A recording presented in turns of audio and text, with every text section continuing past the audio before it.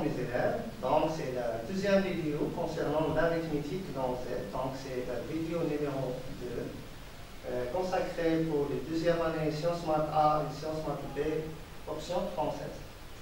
Alors, on va commencer par le théorème de Gauss, ou bien certains l'appellent le lemme de Gauss. C'est une conséquence du théorème de Bourgeot que nous avons fait hier, ou bien dans la vidéo précédente. Voilà, le théorème de Gauss.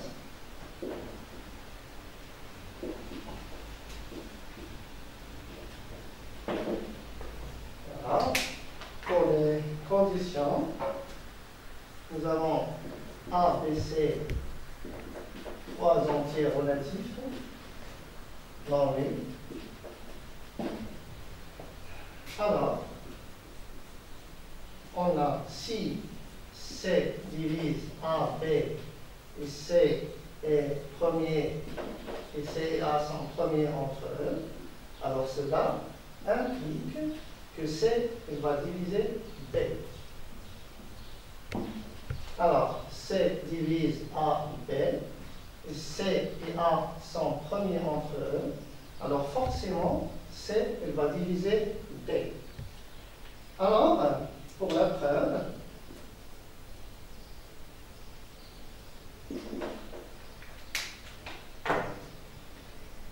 alors le fait que C et A sont premiers entre eux, alors d'après le théorème de Bourgeot, alors il existe UV appartenant à Z carré, TP, donc C fois U, plus V fois A, est égal à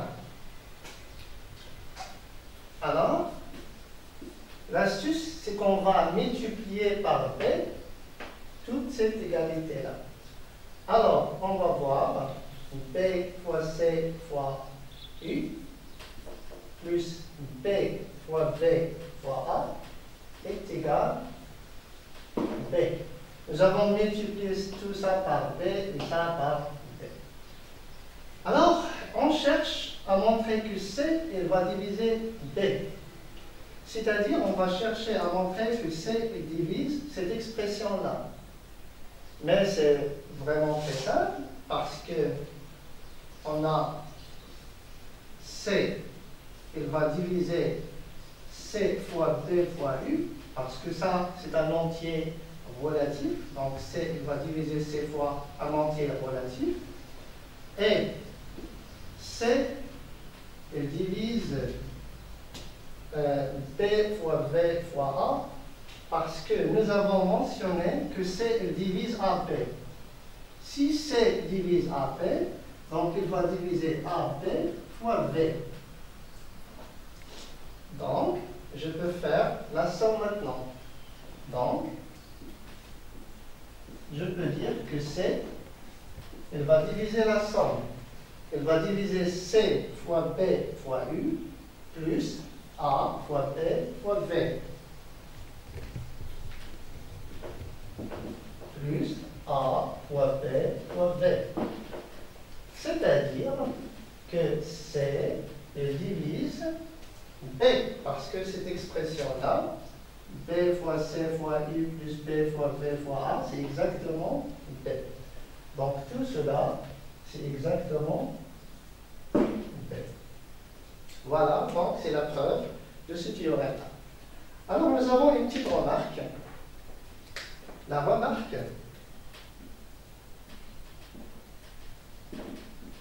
il dit que la condition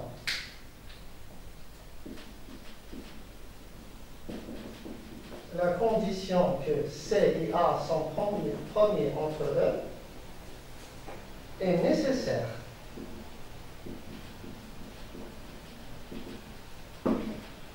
Par exemple, alors on peut prendre par exemple 10,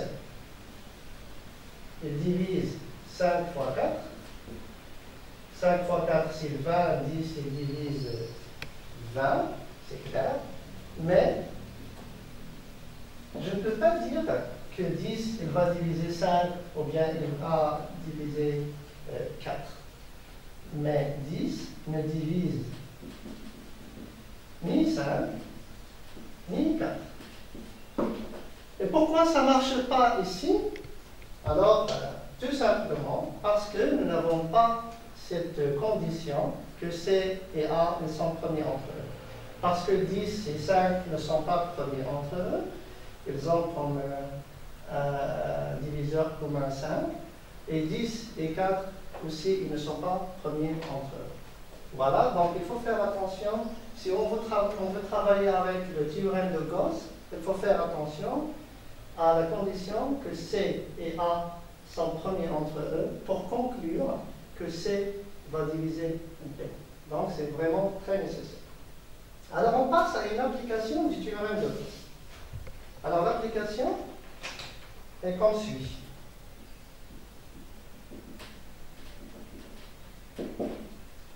Alors on va considérer 3 entiers relatifs non nuls.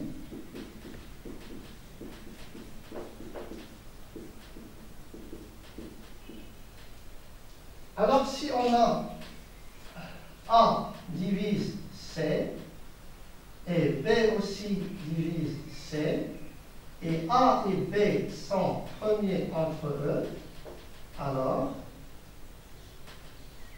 je peux dire que A fois B, elle divise C. Alors A elle divise C, B elle divise C, mais A et B sont premiers entre eux. Alors si j'ai toutes ces conditions-là, alors je peux affirmer que le produit A fois B, il va diviser C. Alors, pour la preuve,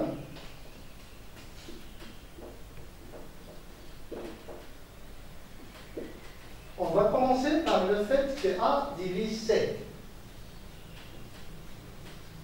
Alors, il existe un certain cas appartenant à Z, tel que C est égal à K fois A. Ça, c'est la première étape. Puis maintenant, on a B divise C, et le PGCD de A et B est égal à 1. On va l'utiliser dans la suite. Alors, B divise C, et A et B sont premiers entre eux, implique que B il va diviser K fois A, parce que nous avons dit que C est égal à K fois A. Et A et B est égal à 1, je peux écrire B et A ou bien A et B parce que nous avons déjà vu ça dans la première vidéo. Alors, là, je peux utiliser le théorème de Gauss. B divise un produit, et B et l'un de ces facteurs sont premiers entre eux, alors forcément, B va diviser K. Alors là, je peux écrire là, c'est d'après le théorème de Gauss. Alors si B divise K, cela veut dire qu'il existe un K appartenant à Z, ou bien K' appartenant à Z, tel que K est égal à B fois K'. Alors je vais remplacer ce que j'ai trouvé ici, en fait, dans cette écriture-là. Alors, donc, je peux dire que C est égal à B, fois K' fois A. Je peux l'écrire K' fois A fois B. Donc, il existe un certain cas appartenant à Z, tel que C est égal à K' fois A fois B, et cela signifie tout simplement que AB divise C. Donc, AB divise C.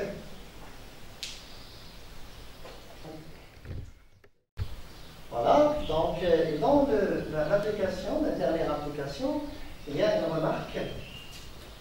Donc bien sûr que l'hypothèse, ou bien la condition, pardon. Alors la condition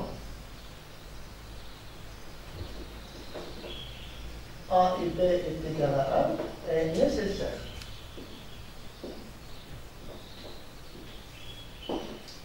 Alors par exemple, je peux vous donner un exemple. Par exemple, 12 il divise 24 et 8 il divise 24, mais 12, bien 8 fois 8, elle ne divise pas. Ne divise pas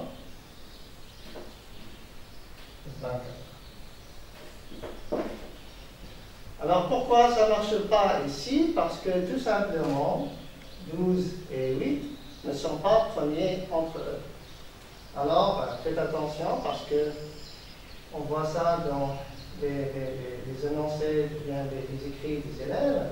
Ils font toujours ça fois ça et divisent 24. Non, je n'ai pas le droit. Ce nombre-là et celui-là doivent être premiers entre eux. Sinon, je ne peux pas faire, je ne peux pas affirmer que leur produit divise le nombre C. Puis, nous avons un théorème, ou bien une propriété très importante aussi.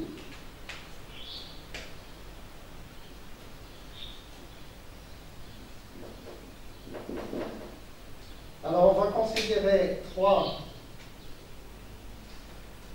entiers réels, pardon, trois entiers relatifs, A, B, C appartenant à Z étoile à la puissance 3. Alors, on a les insertions suivantes. La première insertion, c'est que si A et B est égal à 1 et A et C est égal à 1, leur PGCD est égal à 1, alors nous avons l'équivalence. A et B fois C est égal à 1. Alors je répète, soit A et B et C, trois entiers relatifs non nuls. Si le PGCD de A et B est égal à 1, et si le PGCD de A et C est égal à 1, alors on a l'équivalence. Le PGCD de A et le produit de C est égal à 1. Ça, c'est la première propriété. La deuxième propriété, quel que soit n appartenant à n étoile, alors, si le PGCD de A et B est égal à 1, cela implique, on peut faire A et B à la puissance n est égal à 1. Je peux faire l'équivalence, parce que si ça est vrai, je peux donner à n, quel que soit n appartient à Z, à n étoile, je trouve la première. Alors, troisièmement, quel que soit n appartient à n étoile, et quel que soit m appartient à n étoile, alors nous avons l'équivalence. Le PGCD de A et B égale à 1 équivaut à A à la puissance n, B à la puissance n, leur PGCD est égal à 1. Alors on va voir la preuve. Merci.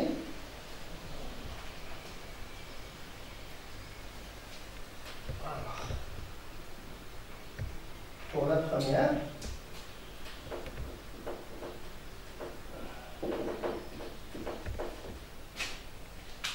alors pour le premier point, si A et B est égal à 1,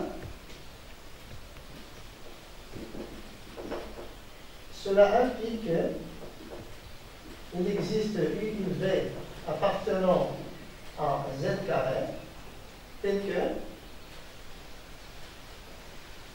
d'après le théorème de Bouzou, A fois U plus B fois V est égal à 1. La même chose, nous avons A et C est égal à 1.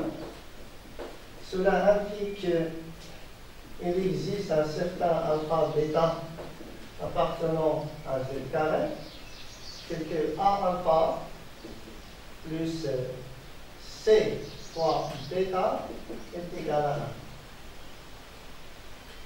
1. Alors, on cherche à montrer que A et BC est égal à 1. On va utiliser le théorème de Boson. Alors, je vais faire la multiplication. Je vais multiplier ça par ça. Donc, A fois U plus B fois B fois A alpha plus C bêta est égal à 1 fois 1. Alors, c'est-à-dire que A carré U alpha plus A U C bêta plus, je cherche BC, donc A B ou bien B alpha, c'est la même chose, plus B C bêta est égal à 1. Alors là, je vais factoriser par A. Donc A fois A U alpha plus U C bêta plus V B alpha. Et là, je cherche BC. Alors je laisse BC comme ça.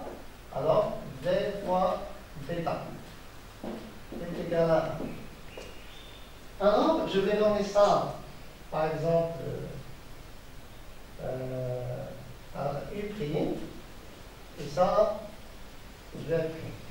Alors on a montré qu'il existe un certain U', V' appartenant à Z au carré, parce que tous ces nombres-là, ce sont des entiers relatifs. Donc le produit, la somme, le résultat de tout cela, donc c'est un entier relatif. La même chose ici, ça c'est un entier relatif, ça c'est un entier relatif, le produit, ça va être aussi un entier relatif. Donc U', V', ce sont des entiers relatifs. Alors on a montré que l'existence de ces deux nombres qui vérifient ça. Voilà, donc ce nombre-là, A et BC, ils sont entiers, ou bien ils sont premiers entre eux. Donc, A et BC, ils sont premiers entre eux. Voilà. Alors ça, c'est pour la première application. J'ai supposé ça et j'ai montré ça. Là, on va faire l'application réciproque. On va supposer ça et on va montrer que le PGCD de A et B est égal à 1 et le PGCD de A et C est égal à 1.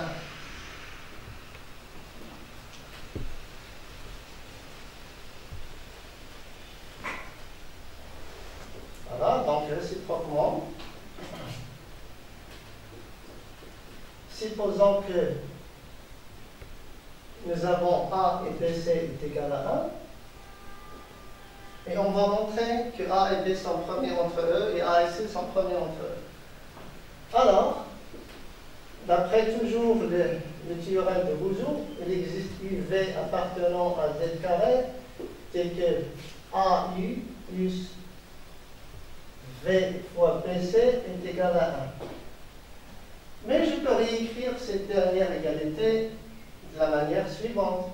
Pour avoir A et B, alors je peux l'écrire comme ça. Donc A plus VC fois B est égal à 1. Okay? Alors là, c'est un entier relatif. Ça, c'est un entier relatif. Et est égal à 1. Donc, je peux dire que U, ou bien c'est le contraire, c'est comme ça. U, c'est un entier relatif et BC, c'est un entier relatif. Donc, A et B sont premiers entre eux. On a aussi, je peux l'écrire de la façon suivante pour avoir A et C. Donc, je laisse A. Et là, je vais laisser C toute seule. Donc, VB est égal à 1. Alors, ça, c'est un entier relatif. Ça, c'est un entier relatif. Nous avons la somme de ça est égale à 1. Donc, d'après toujours le fameux théorème de Boson, donc, je peux dire que A et C sont premiers entre eux. Donc, la conclusion, nous avons supposé que A et BC est égal à 1, le PGCD est égal à 1. Nous avons montré que le PGCD de A et B est égal à 1 et le PGCD de A et C est égal à 1. Donc, nous avons montré ici la première application. Donc, nous avons montré l'application directe et la réciproque. Donc, on a montré l'équivalence. Donc, A et B est égal à 1. Le PGCD de A et C est égal à 1, est équivalent à dire que A et B, C sont aussi premiers entre eux. Voilà. Montrons maintenant la deuxième propriété, bien le deuxième point. On va montrer que quel que soit n appartienne à n étoile, le PGCD de A et B est égal à 1 et implique que le PGCD de A et B à la puissance n est égal à 1. Alors on va faire ça par récurrence. On va procéder par récurrence. Alors pour n est égal à 1, puisqu'on travaille quel que soit n appartienne à n étoile, donc le petit élément dans n étoile c'est 1. Donc on va vérifier est-ce que ça marche pour n égale à 1. Alors pour n égale à 1, nous avons le PGCD de A et B à la puissance n, c'est exactement le PGCD de A et B, et ça par condition, bien par hypothèse, c'est A, c'est 1. Donc le PGCD de A et B à la puissance n, c'est exactement le PGCD de A et B, donc c'est 1, puisque n égale à 1. Donc la propriété, elle est vraie pour n égale à 1. Alors maintenant, soit un n appartenant à n étoile, supposons que le PGCD de A et B à la puissance n est égal à 1, et on va montrer que le PGCD de A et B à la puissance n plus 1 est égal à 1.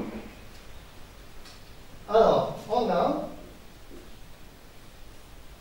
le PGCD de A et B à la puissance n est égal à 1.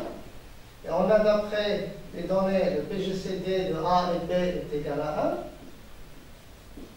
1. Donc, d'après la propriété numéro 1, je peux affirmer que le PGCD de A et le produit de ces deux nombres-là, aussi c'est 1. Alors, A et le PGCD de B à la puissance n fois B est égal à 1. Donc, je peux dire que le PGCD de A et B à la puissance n plus 1 est égal à 1. Donc, on a supposé que le PGCD de A et B à la puissance n égale à 1. Et nous avons montré que le PGCD de A et B à la puissance n plus 1 est égal à 1. Donc, la deuxième étape de le raisonnement par récurrence est bien claire et faite. Donc, la conclusion maintenant, notre conclusion, c'est que quel que soit n appartenant à n étoile, nous avons A, PGCD de A et B est égal à 1, implique que le PGCD de A et B à la puissance n est égal à 1. Et pour la réciproque, c'est quelque chose de très simple, c'est banal.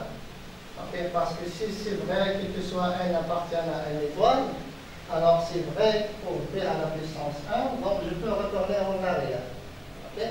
Donc je peux faire ici équivalence. Voilà. Pour le troisième point, on va montrer que quel que soit n appartient à n étoile, et quel que soit n appartient à n étoile, nous avons le PGCD de A et B est égal à 1, implique que le PGCD de A à la puissance n et B à la puissance n est égal à 1. Alors pour ce faire, on va supposer que A et B est égal à 1. Alors d'après la propriété numéro 2, je peux dire que le PGCD de A et B à la puissance n est égal à 1. Ça, c'est d'après la propriété numéro 2 que nous avons démontrée. Alors, puisque le PGCD elle est commutatif, alors donc je peux dire que le PGCD de B à la puissance n et de A est égal à 1. Et là, de nouveau, je peux appliquer de la propriété numéro 2 pour A. Donc je peux dire que B à la puissance n, PGCD avec A à la puissance n est égal à 1. Et là, je peux faire A à la puissance n, B à la puissance n est égal à 1. Bien sûr, ça c'est quel que soit n appartenant à une étoile et quel que soit n appartenant à n étoile. Je peux même faire l'équivalence parce que nous avons montré dans la propriété numéro 2 qu'il y a une équivalence. Voilà. Donc on passe à troisième paragraphe. Ce sont les équations différéntielles. Alors, équation différéntielle.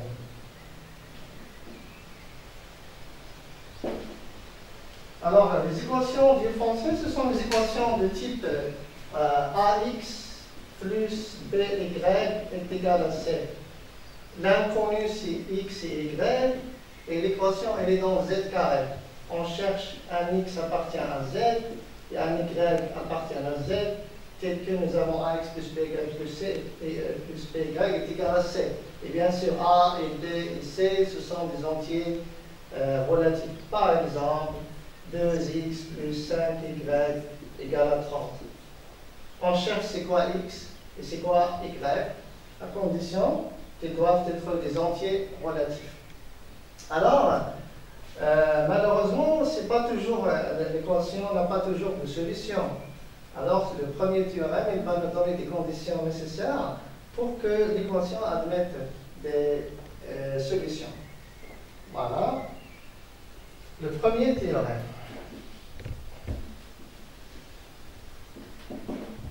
Alors, soit A, B, C appartenant à Z étoile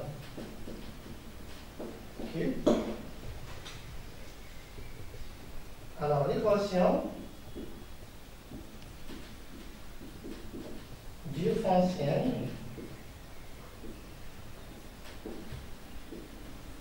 AX plus BY égale à 7.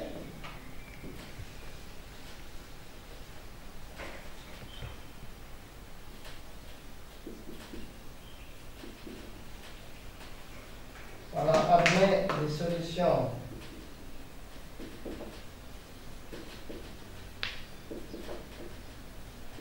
dans Z au carré, parce qu'on cherche X et Y. Alors, si et seulement si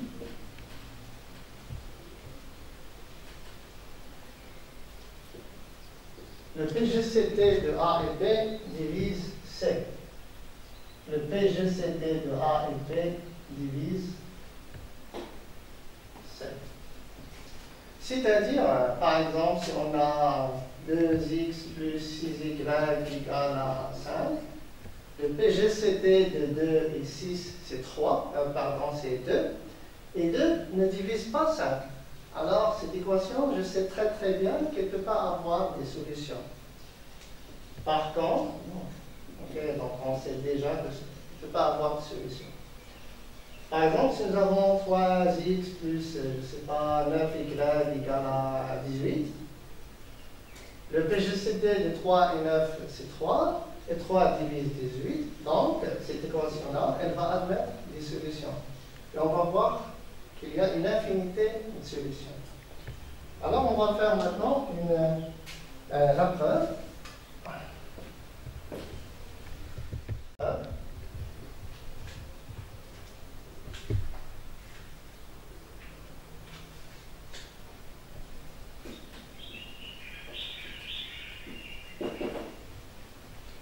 Alors, soit D,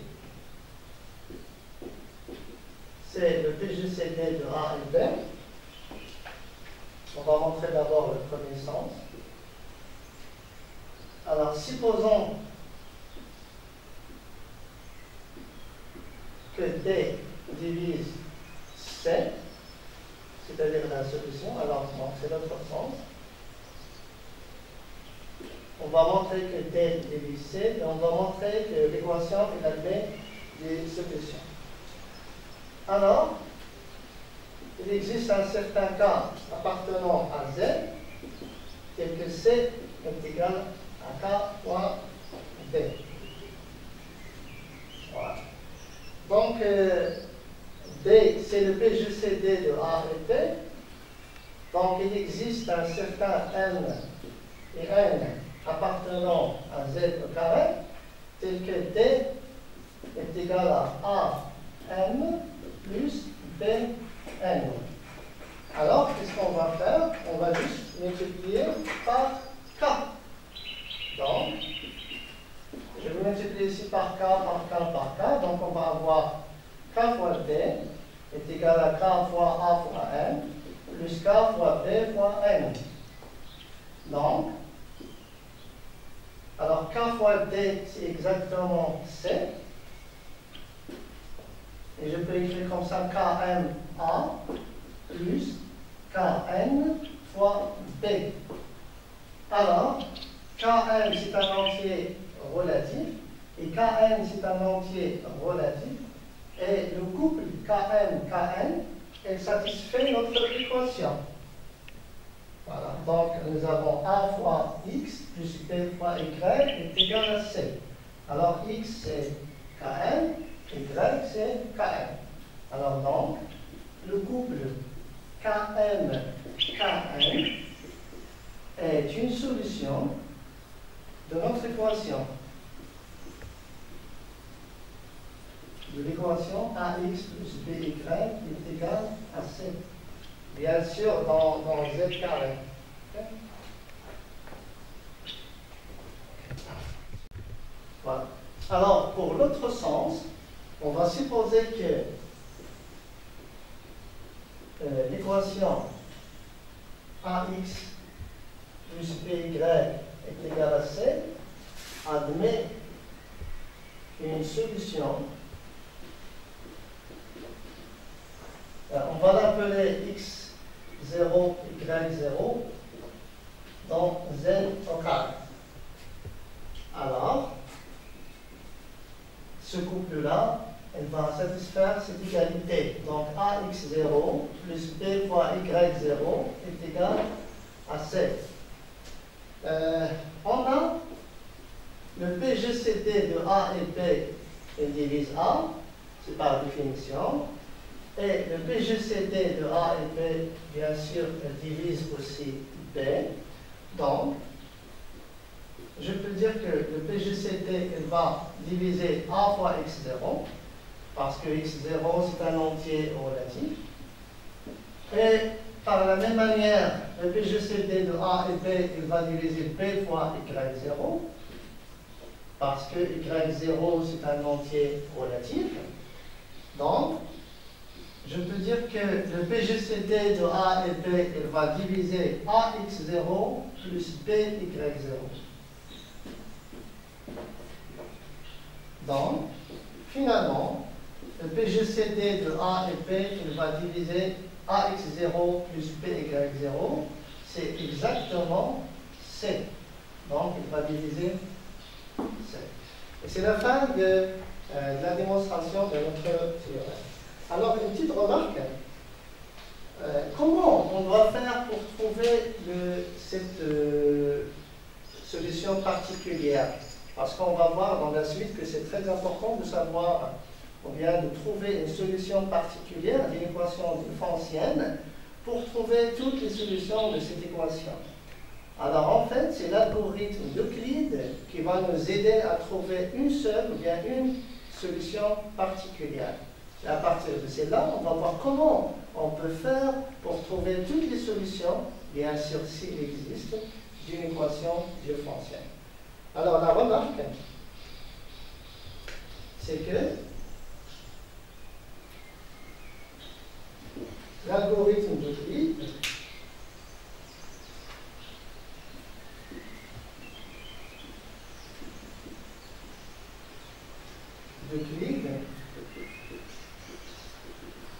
en fait permet de trouver une solution particulière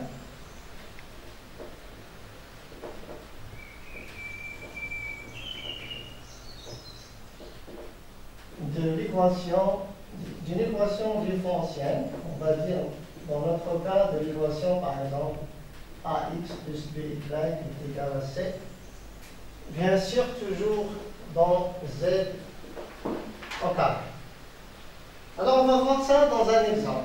Alors là, j'ai un exemple. Par exemple, on va prendre cette équation différentielle, soit l'équation différentielle 56x plus 72 y est égal à 40. Alors d'abord, on doit vérifier est-ce que cette équation, est-ce qu'elle admet des solutions. On doit d'abord chercher c'est quoi le PGCD de 56 et de 72. Et ce PGCD-là, elle doit diviser 40.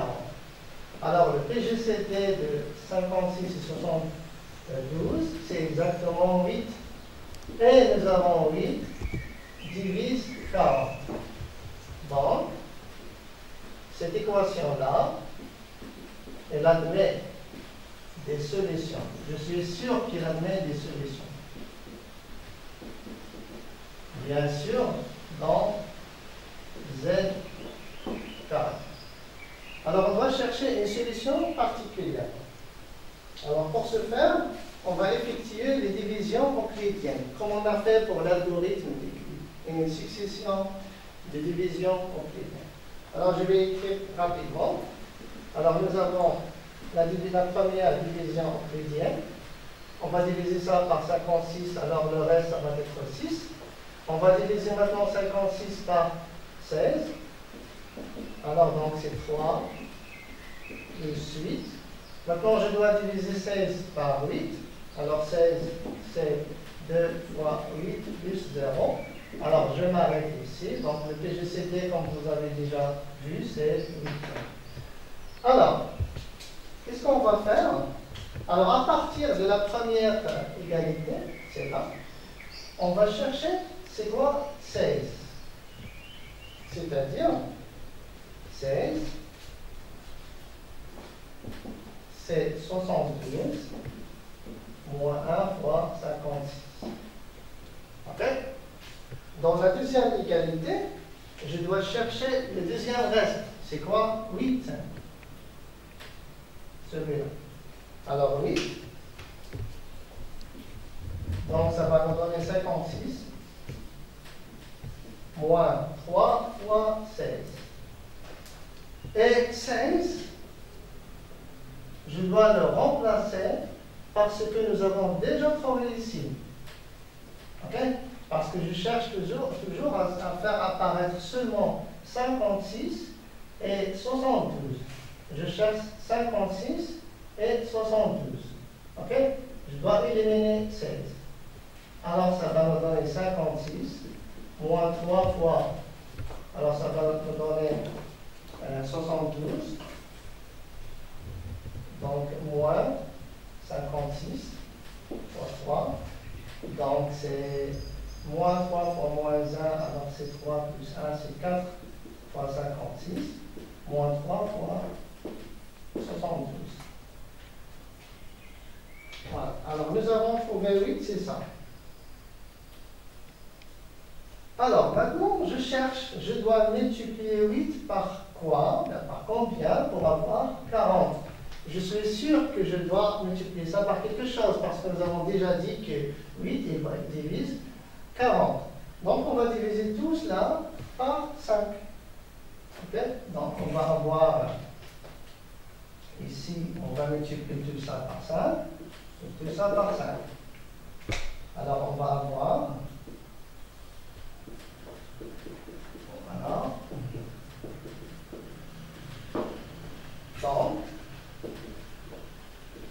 Donc ça c'est 40. Et là c'est 20. Et là c'est 15. Et je vais réécrire cela, voilà, vous voyez, de la même manière. OK? Donc, la première, ça c'est X, ici. Et ça va être Y. Donc, le couple 20 et 15 est une solution de l'équation différéntielle, bien sûr, 56x plus 72y est égal à 40. Alors, vous avez vu que l'algorithme de Clit me permet d'écrire le PGCT en fonction des nombres de A et B. Et puis, puisque le PGCT divise C, je multiplie par quelque chose pour avoir C. Et en multipliant toute l'égalité, j'arrive à trouver deux solutions de l'équation différéntielle d'une manière qui est sûre. Ce n'est pas toujours rapide, mais c'est sûr. Voilà. Alors maintenant, après avoir vu comment on peut trouver une solution particulière, maintenant ce théorème va me permettre de voir comment on peut trouver toutes les solutions d'une équation différentielle si on a trouvé une solution particulière. Alors, si un couple x0, y0 appartenant bien sûr à z carré est une solution particulière d'une équation différentielle ax plus by égale à c, bien sûr a et b et c ils sont des entiers relatifs, alors l'ensemble de solutions de E est cet ensemble-là. C'est x0, c'est d'après la solution particulière, plus k, K c'est un entier relatif, fois B sur le PGCD de A et B. Y0 moins K fois A sur le PGCD de A et B. Avec K appartient à Z.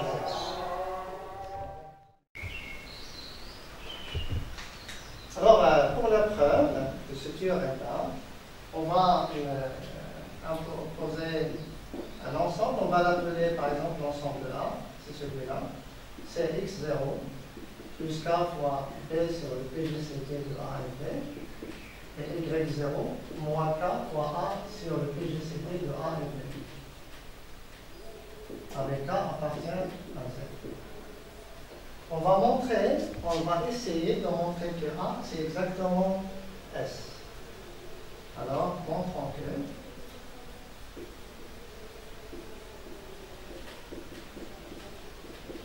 alors, pour ce faire, on va montrer que A est inclus dans S et que S est inclus dans A. C'est-à-dire, on va travailler par double inclusion. Alors, montrons d'abord que A est inclus dans S.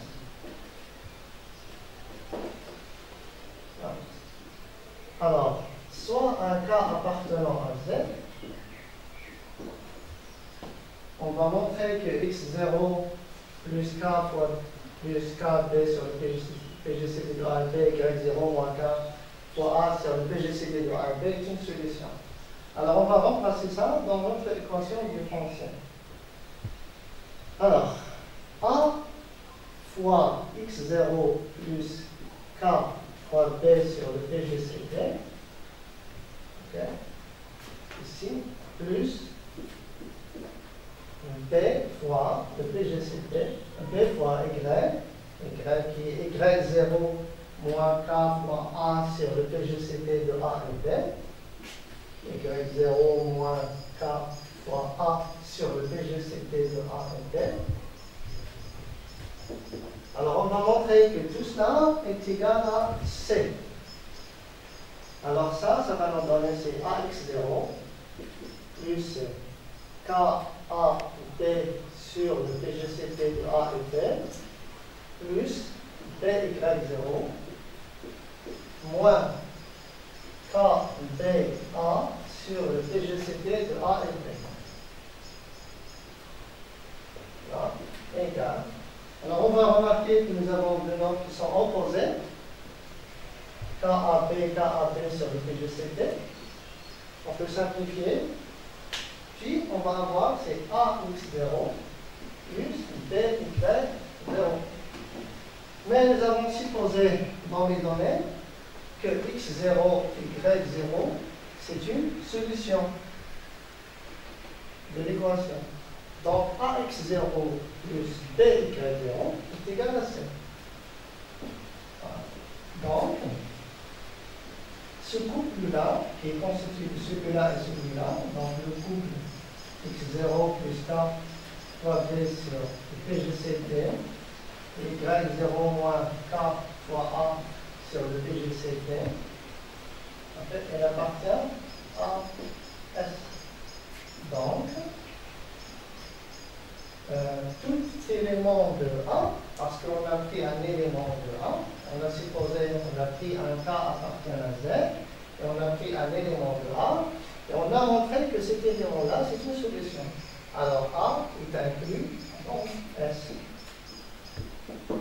Maintenant, on va montrer le contraire. On va montrer que S est inclus dans A.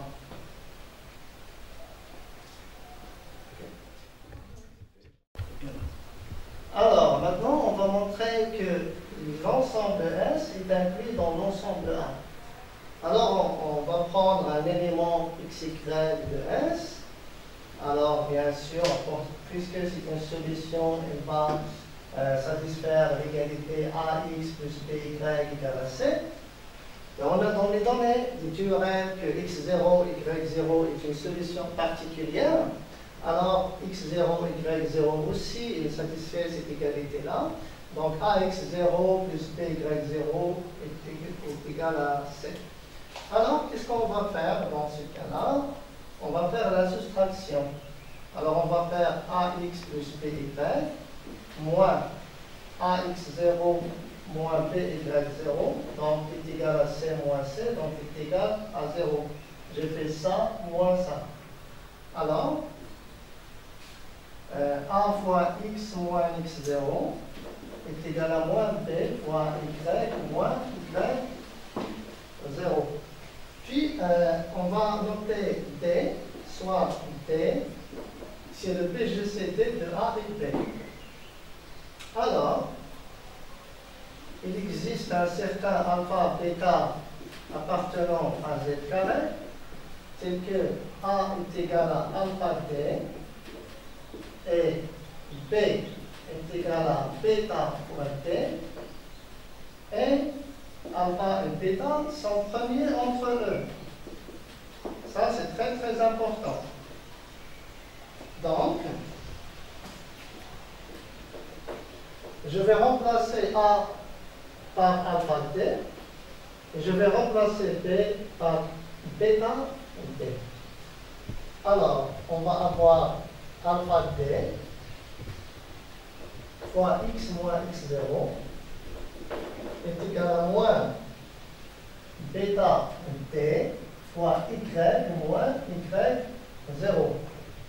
Alors, on peut simplifier par d parce que c'est un entier non nul, bien sûr. Donc, c'est alpha fois x moins x0 est égal à moins b fois y moins y0.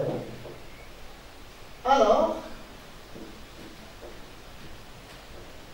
je peux déduire de cette écriture-là que B divise x moins, divise alpha fois x moins x0. Okay? Bêta. Alors, bêta, elle va diviser alpha fois x moins x0.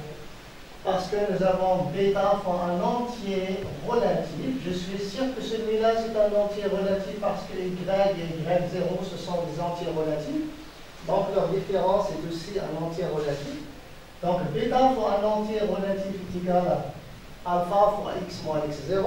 Donc, bêta, elle divise alpha fois x moins x0.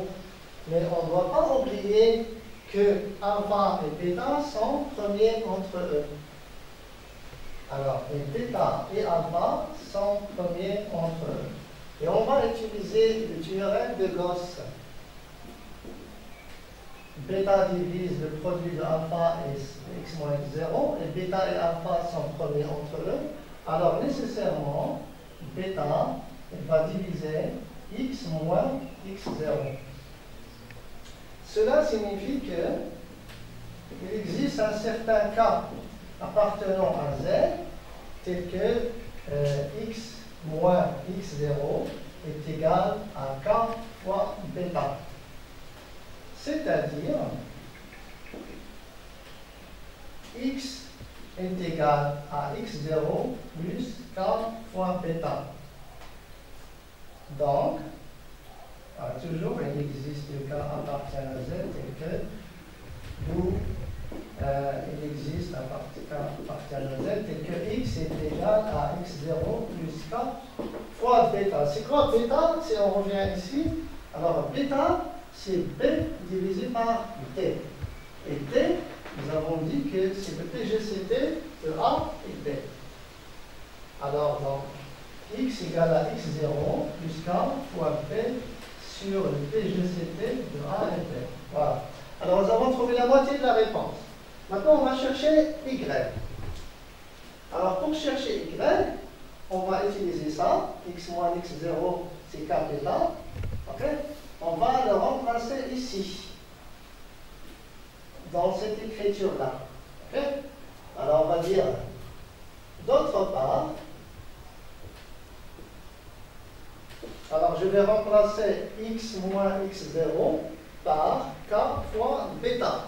Alors, on va avoir alpha fois k fois bêta est égal moins bêta fois y moins y0. Alors,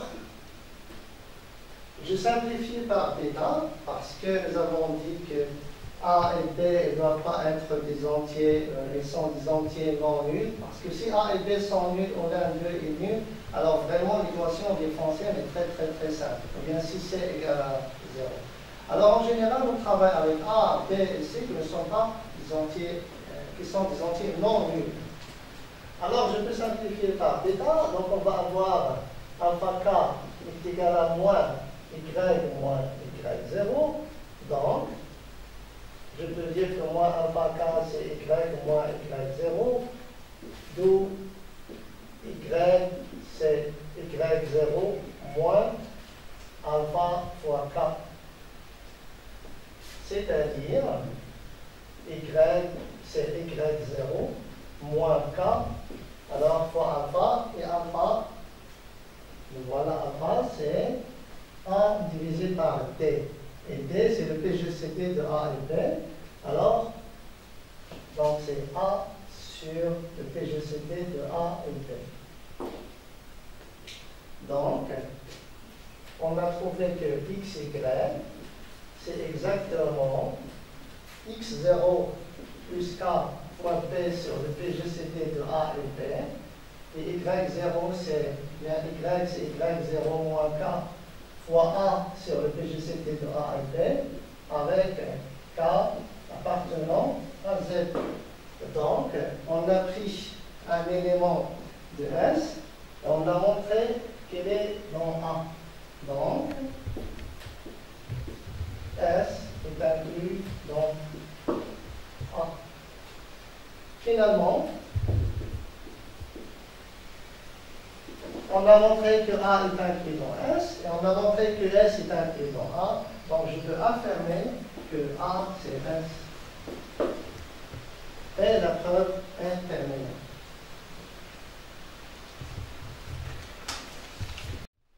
Alors, maintenant, on va faire une application, on va essayer de résoudre cette équation différentielle. On va l'appeler E par exemple, c'est 23x plus 42y est égal à 11. Alors avant de commencer, je dois d'abord voir, est-ce que cette équation, est-ce qu'elle admet des solutions? Alors pour savoir ça, on va calculer le PGCT de 23 et 42. Alors le PGCT de 23 et 42, c'est 1, parce qu'il n'y a pas de diviseur en commun. Et bien sûr, nous avons 1, elle divise 11. Ok, si vous vous rappelez très bien du théorème qu'on a fait pour savoir est-ce que l'équation admet des solutions dans Z carré. Alors nous avons la condition, elle est bien, elle est satisfaite. Donc, je peux affirmer que l'équation E admet des solutions dans Z carré. Donc c'est très bien. Maintenant, comment on peut savoir l'ensemble de solutions de S? J'ai besoin d'une seule solution particulière. Alors, si on a obtenu une solution particulière, je peux savoir toutes les autres solutions. Alors, comme on a signalé avant, on doit utiliser l'algorithme d'Euclide pour trouver cette solution particulière. Alors, on va effectuer des divisions euclidiennes successives. Alors, on va commencer par la division euclidienne de 42 par 23. Donc, nous avons 42 est égal à 1 fois 23 plus 19. Puis, on va diviser 23 par 19. Donc, c'est 1 fois 19 plus 4. Puis, on va diviser 19 par 4. Donc, c'est 4 fois 4. Donc, plus 3. On va diviser 4 par 3.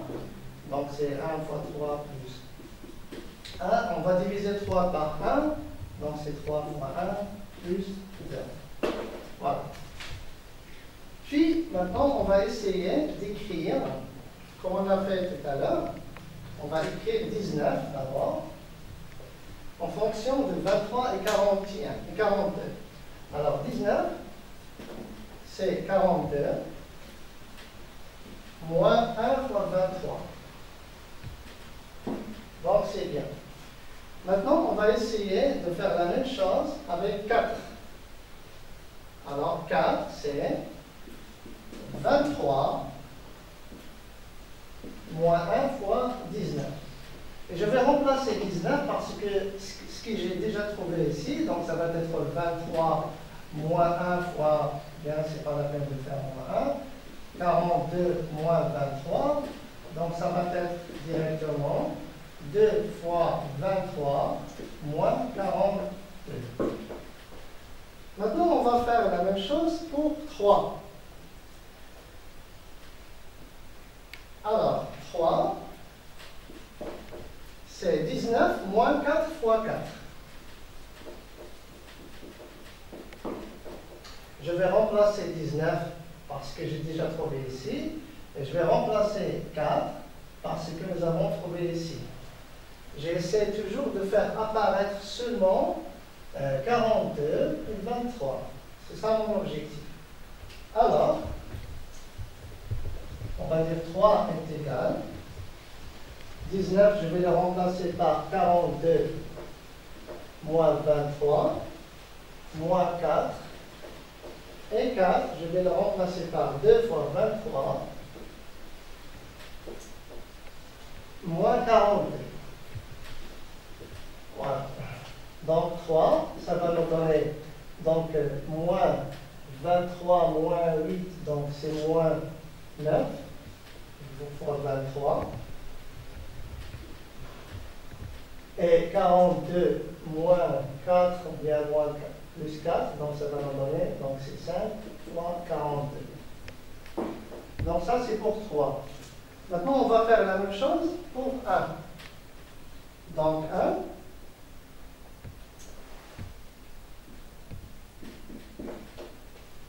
Ça va nous donner 4 moins 3. Donc c'est 4 moins 3. Je vais remplacer 4 par ce que nous avons déjà trouvé dans 4, c'est-à-dire ça. Donc c'est 2 fois 23 moins 42. Et on va remplacer 3 par ce que nous avons déjà trouvé ici, par cette relation-là. Donc ça va nous donner plus 9 fois 23, moins 5 fois 42. Voilà. Donc 2 fois 23 plus 9 fois 23, ça va nous donner 11 fois 23. Et moins 42 moins 5 fois 42, c'est moins 6 fois 42. Alors A est égal à ça. A est égal à ça. Mais moi, je cherche 11 est égal à quelque chose. Donc la solution, ou bien l'astuce, elle est très simple. On va multiplier tout ça par 11. On va multiplier tout ça par 11. Okay? Donc on va avoir 11. 11 fois 11, c'est 121 fois 23. 6 fois 11, donc 66, fois 42. Alors, nous avons trouvé notre solution particulière. Alors, la solution particulière que nous cherchons, c'est 121 et moins 66. OK? Parce qu'il satisfait notre équation. Vous voyez? Alors, à la place de x, on a trouvé 121. Et à la place de y, on a trouvé moins 66. Mais après qu'on fait tout le calcul, je vous conseille toujours de vérifier, parce qu'on peut faire des fautes rapidement. Vous vérifiez toujours, est-ce que c'est vrai? Alors là, c'est bien. Alors donc, puisque on a trouvé notre solution, donc, le couple 121 et moins 66 est une solution de l'équation E. Et puisqu'on a trouvé maintenant la solution particulière, donc je peux écrire l'ensemble de solutions S de l'équation diophantienne que nous avons. Alors ça va être, comme application de notre résultat, 121 plus K, ok, fois B, dans notre cas B c'est 42, ok, divisé par le PGCD. Le PGCD de 23 et 42 c'est 1. Donc ça va être 121, qui est celui-là, nous avons trouvé ici, plus K, car c'est un entier relatif, fois B, B pour nous, j'ai dit que c'est 42, sur le PGCD qui est 1. Alors tout simplement, dans notre cas ici, c'est très simple, donc ça va être plus 42K. Et le deuxième, c'est la solution particulière que nous avons trouvée, moins 66, moins A. Pour nous, A, c'est 23. 23 divisé par le PGCD, qui est 1 fois K. Donc, je peux l'écrire tout simplement, moins 21, moins 23, pardon, 23 K. Avec, bien sûr, K appartient à Z. Alors, à chaque fois que je remplace K par un nombre, je trouve une solution. Si je remplace K par 0, je trouve notre solution initiale ici, 121 et moins 66. Si je remplace K par 1, je trouve une autre solution. Si je remplace K par moins 2, je trouve une autre solution. Alors, il y a une infinité de solutions. Alors, mais je vous conseille de bien voir la preuve, ou bien la démonstration que nous avons faite tout à l'heure. Parce que parfois, on va vous forcer à répéter la procédure pour écrire S. Parfois, on n'est pas autorisé d'écrire S directement comme ça, mais on doit utiliser le théorème de Gauss pour trouver S, comme on l'a fait dans la preuve. Alors, c'est la fin de notre deuxième vidéo. J'espère que vous avez bien compris. Merci pour votre attention et à la prochaine vidéo, Inch'Allah. Merci.